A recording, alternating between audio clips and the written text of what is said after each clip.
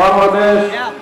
পাবনায় Bangladesh diploma engineering ছাত্র শিক্ষক পেশাজীবী সংগ্রাম পরিষদের বিক্ষোভ সমাবেশ ও স্মারকলিপি প্রদান অনুষ্ঠিত হয়েছে।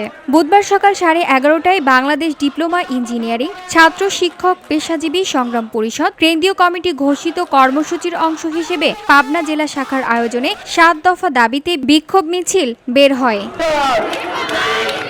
পাবনা পলিটেকনিক্যাল ইনস্টিটিউটের সামনে থেকে মিছিলটি বের হয়ে শহরের প্রধান সড়ক প্রদক্ষিণ করে জেলা প্রশাসক কার্যালয়ে গিয়ে শেষ হয়। সমাবেশে বক্তব্য রাখেন সংগ্রাম পরিষদ ও পাবনা জেলা কমিটির আহ্বায়ক প্রকৌশলী রকিবুল হাসান, যুগ্ম সদস্য সচিব তানজিল আবেদিন, পলিটেকনিক্যাল ইনস্টিটিউটের ইনস্ট্রাক্টর মোহাম্মদ মহসিন আলী, কারিগরি ছাত্র আন্দোলনের নেত্রী সুমাইয়া ইসলাম সহ আরও অনেকে।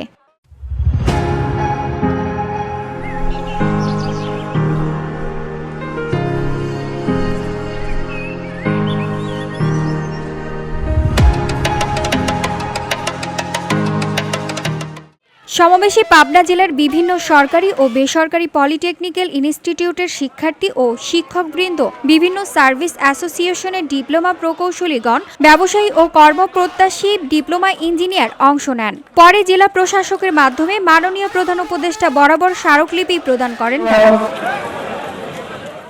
VOD Bangla news desk.